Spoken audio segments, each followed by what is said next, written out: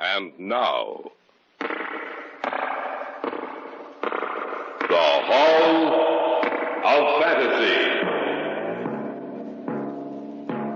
Welcome to the Hall of Fantasy. Welcome to the series of radio dramas dedicated to the supernatural, the unusual, and the unknown. Come with me, my friends. We shall descend to the world of the unknown and forbidden. Down to the depths where the veil of time is lifted, and the supernatural reigns as king. Come with me and listen to the tale of the Castle of Lavoca.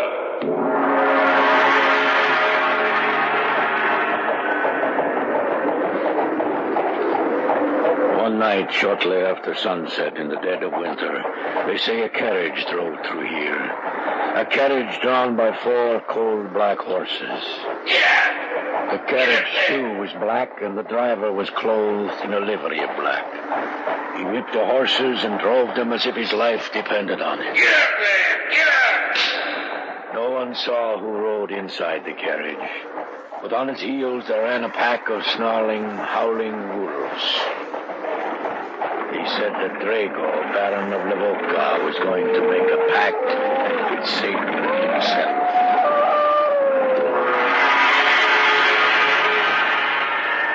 In just a moment, the Hall of Fantasy will present the Castle of Lavoca. And now for tonight's story, an original radio drama by Richard Thorne entitled The Castle of Lavoca.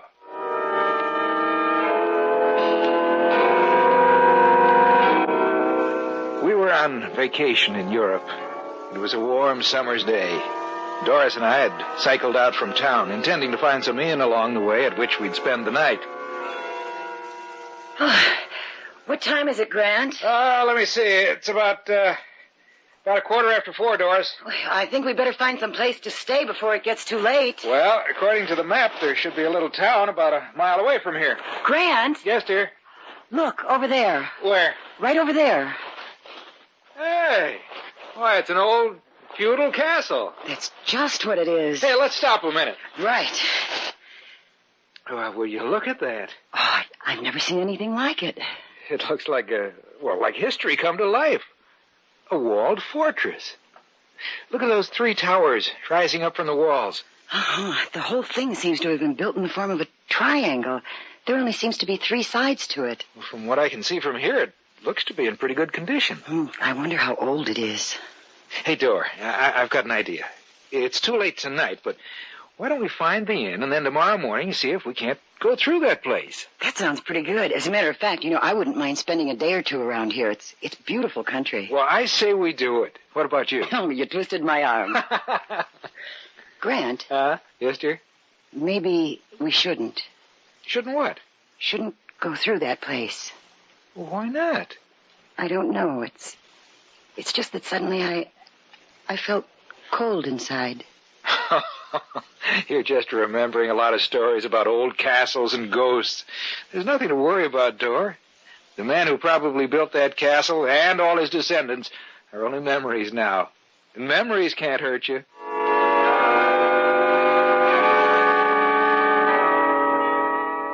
When we had first sighted the castle, I was quite surprised, because there was no indication of its existence on the map I carried. And what Doris had felt, I had felt also. When I first looked upon it, I felt, as she had said, cold inside. What it was, I didn't know. But that feeling had passed, and the only feeling I had was one of enthusiasm for the adventure that was to come the following day.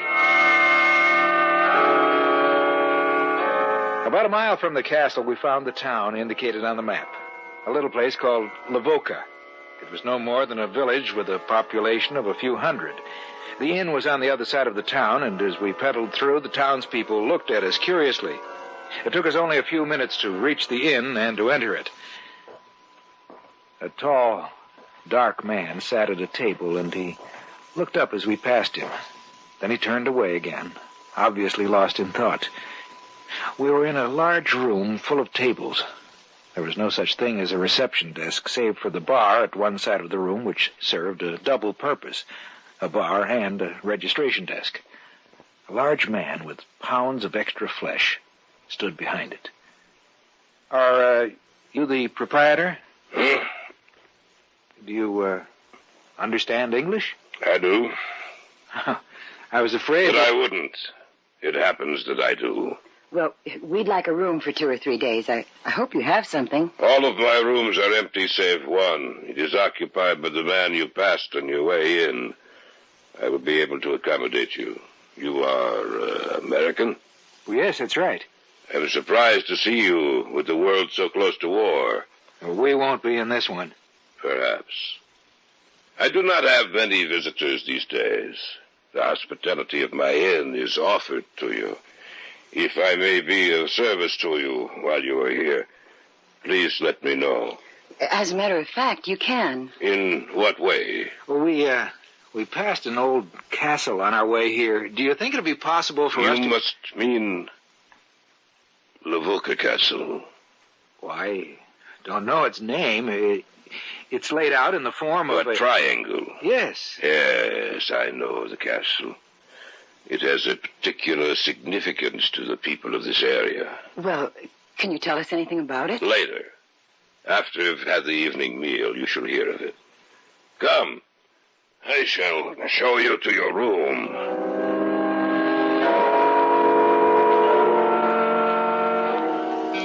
As he led us upstairs to our room, we passed again the man who sat alone at the table. He was staring at us and made no attempt to hide the fact. As we went up the stairs to the second floor, I wondered why the innkeeper had seemed so afraid when I mentioned the castle. I had no time for further speculation, however, at least for the next hour. Our time was spent in cleaning up, and Doris kept talking of other things. Well, I'm ready to go back downstairs, Grant. What about you? Hey, look at the sunset, Doris. Oh, it's a beautiful sight, Grant. Grant? Yes? Look where I'm pointing to. Isn't that Lavoca Castle? Yes, it is. It stands out so in the sunset that it seems to be on fire. Grant, did you watch the innkeeper's face when you asked him about the castle? He seemed surprised. I wouldn't call it that. I'd call it frightened. Perhaps you're right. And perhaps we should forget about seeing that castle tomorrow.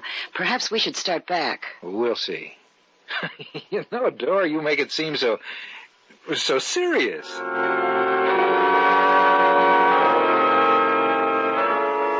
We stood there by the window, looking out at the medieval structure that stood there at the base of the mountains. That afternoon, when we had first seen the castle, it had seemed to be a beautiful relic of a dead past. But as we watched it, bathed in the redness of the setting sun, it seemed to be a mass of molten rock. Little by little, the sun slipped down, and the gray shades of dusk moved out towards the castle, advancing slowly, covering the walls with the dark shadows of night. And then it was gone from our sight, swallowed up in the darkness.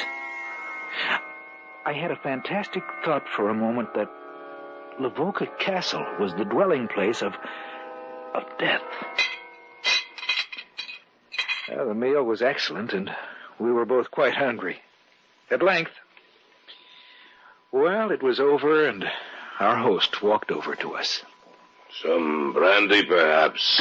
Not for me. And you? Or perhaps later, not now. If you do not mind, I shall join you. Yes, of course. You say you wish to know about Lavoca Castle. Would you object to another at this table? I mean, another besides myself. Well, no, of course not. Marek? Yes? Marek, come here. What do you want? They desire to know of Lavoca Castle. There are strangers here? Yes, you must have seen us come in this afternoon. You were sitting right over there at that table. Oh, yes, I remember. Please, sit down, won't you? Thank you. Yes, I know of the castle. Perhaps more than anyone. Well, we'd like to learn some of its history. I will tell you the story. Then we shall see whether you are still interested in Lavoca Castle. The castle was built centuries ago, sometime in the late 1600s. It was built by Drago, the first and only Baron of Lavoca, a man renowned for his cruelty and his prowess in the arts of war. War was his life, the only life he knew, and he lived for the feel of a strong blade in his hand. He lived for one purpose: to kill. It is said that the only thing Drago feared was death. He dealt with it almost every day of his life, yet he feared it.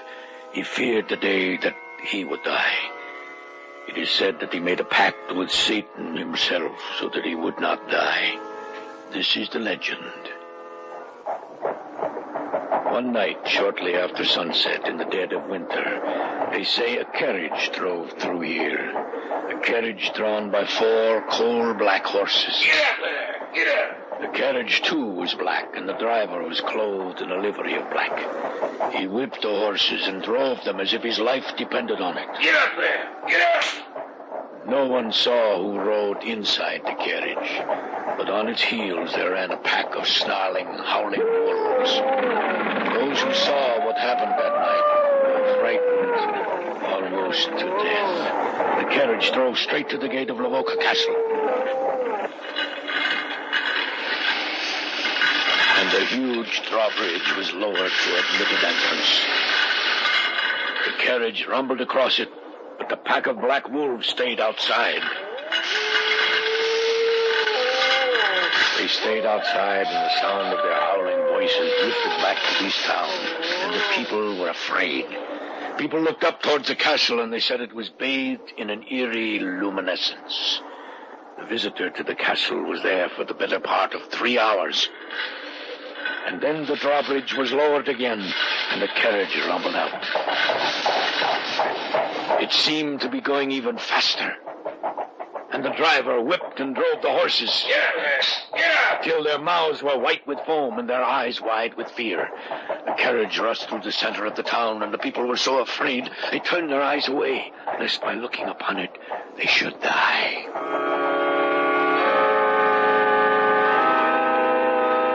There were those who said they heard the sound of a crying baby coming from inside the carriage, but they thought they were mistaken. The following evening, the news was brought to them that the Baron's son had disappeared and was nowhere to be found. And as the man stood before them, telling the townspeople of what had happened, the shadows grew together in the night, and from the distance they heard...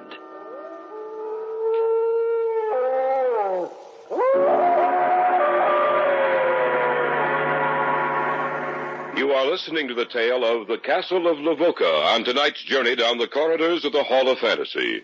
We'll return to our story in just a moment. And now back to tonight's story, entitled The Castle of Lavoca. We sat there around the large oak table and listened to a story so fantastic it defied description. There were 4 of us in that room: the innkeeper, Doris, and myself, and Mark, the storyteller. He continued with his story. The shadows grew together in the night, and from the distance they heard the howling cry of a wolf. The face of the Baron's servant blanched with fear, and he turned and made his way back to the castle. He never reached it alive. Well, of course, this is nothing but legend. Isn't that right? It is legend, yes, but it is also truth. But it can... What Marek says is true. I would stake my life on it. Let him go on with the story. I'd like a little brandy first. I thought perhaps you might. For you? Thank you, no.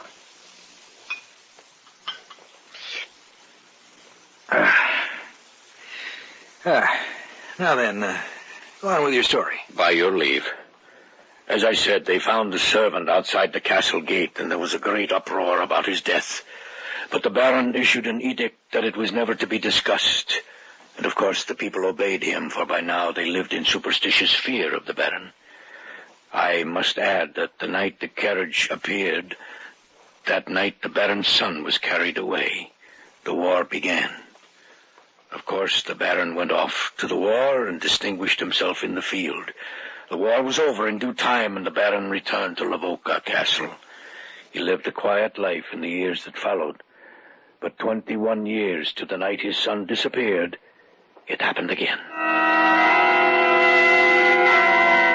Again, it was a cold winter's night. The snow crunched under your feet, and the air was brisk and biting.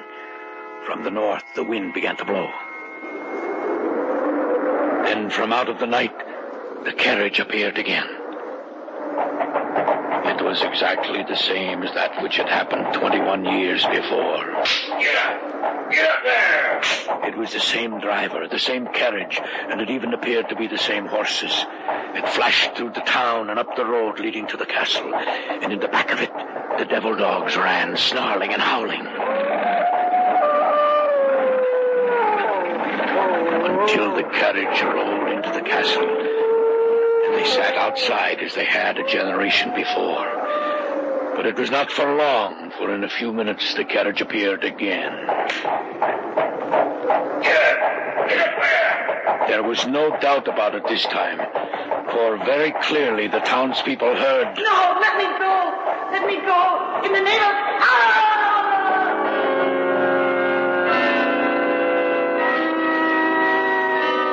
And in another moment the carriage was gone. The following day, the townspeople learned that the Baron's wife had disappeared. They knew who had come to claim her. That night, war broke out in Romania, and the Baron hastened to join the conflict. If I understand you correctly, both times the carriage appeared, war broke out? That is correct. What happened then? Just as he had done before, the Baron distinguished himself in the war and returned to Lavoca Castle. By this time, the Baron was almost 60. Peace reigned for a period of 40 years, and sometime during that time, the Baron disappeared. He died? I say he disappeared. When did he die? There are no records of his ever dying. They say he lies at rest in one of the catacombs beneath the castle, waiting. Waiting? Waiting for what? Waiting for the war. The war? The black carriage has appeared each time war begins, no matter where it happens. And in each war there has been a report of a man who calls himself Baron Lavoca, fighting in the battles. That's fantastic. Call it what you will, but when the last war began, the carriage appeared and drove straight up to the castle. I was but a boy then, and I saw it with my own eyes. The night before that, we heard the wolves. Each time the carriage appears, the wolves appear the night before, to warn us of its coming, to let us know we should guard ourselves. Now that you have heard the story, do you still wish to visit Lavoca Castle? No. Yes. I don't care what you say. I can't bring myself to believe your story. I think it's nothing but superstitious nonsense. But, Grant... I'm sorry, darling. But I want to visit that castle. If you want, you can remain here. No, I'll go with you. What about you, Mark? Will you show us the way? Enter the castle with us? You say that in such a way that if I were to refuse, I would appear to be a coward. I shall go with you, American. Tomorrow afternoon will be all right with you? Yes. Let us have a drink to your trip. That's a good idea. Will you join us, madame? Yes, I will. All right, then. To your trip tomorrow. To Lavoca Castle. To Lavoca Lavoca Castle. Castle. We went upstairs to our room shortly after that. The story Mark had told had been quite long, and the hour was late. We went to bed, yet neither of us could sleep. Grant. Yes, dear. Don't you think we should go home soon?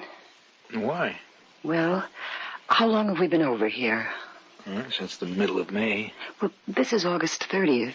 I've seen enough of Europe. I want to go home. I think 3.5 months is enough time to spend... Well, all right, Dora. When we get back to Murat's, we'll make arrangements to go home. Good. About tomorrow... What's that? What? I heard an animal outside. Oh, that was just a dog, Dora. Go to sleep. All right. Good night. Good night.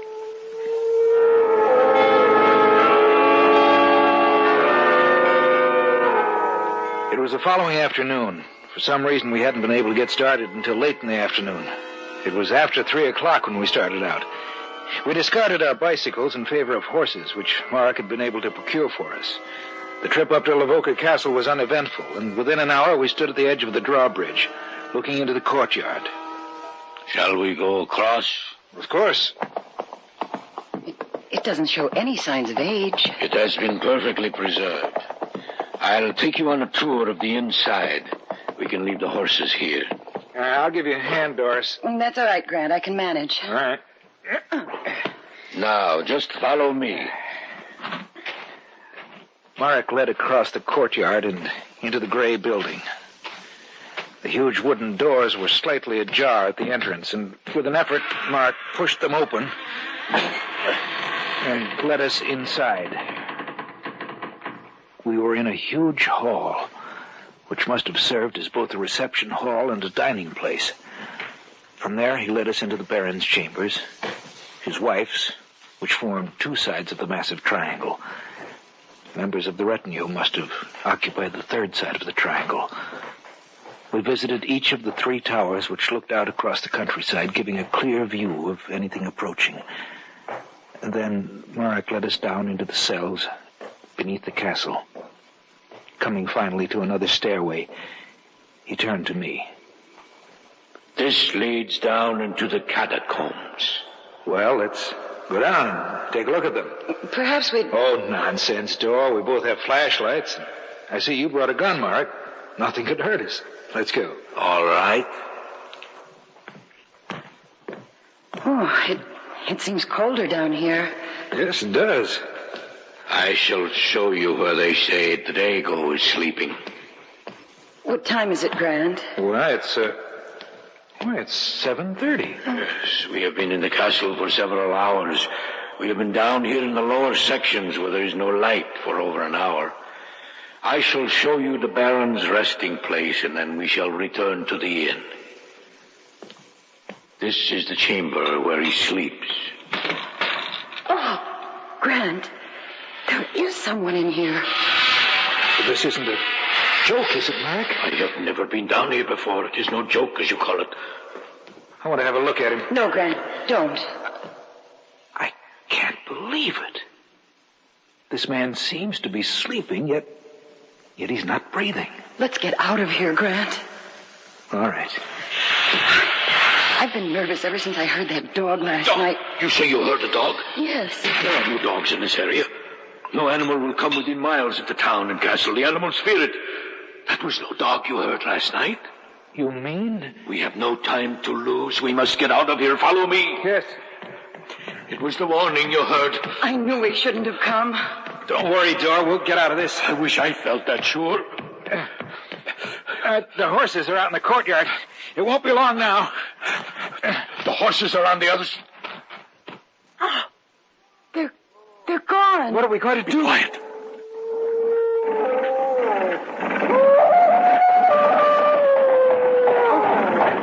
Get back over here in the shadow. Yes. Perhaps he will not see us.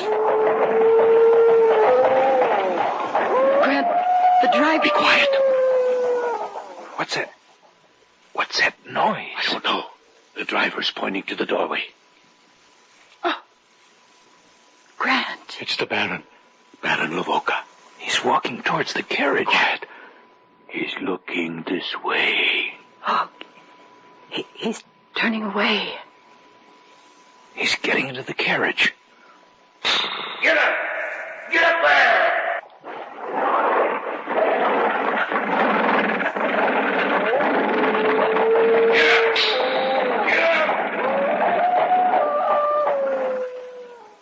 Before our eyes, the carriage wheeled around the courtyard, and then thundered across the drawbridge and out into the night, followed by the snarling wolves. We found our horses later and went back to town. When we returned to the inn, the innkeeper was relieved to see us. The carriage drove through here a while ago. I thought you'd all be dead. Providence must have had an eye on us. Well, it will happen tomorrow. What will happen tomorrow? The war. The war will begin. The innkeeper was right. The night we saw the carriage in the courtyard of the Castle Lavoca was August 31st. On September 1, 1939, the Germans marched into Poland and the Second World War began.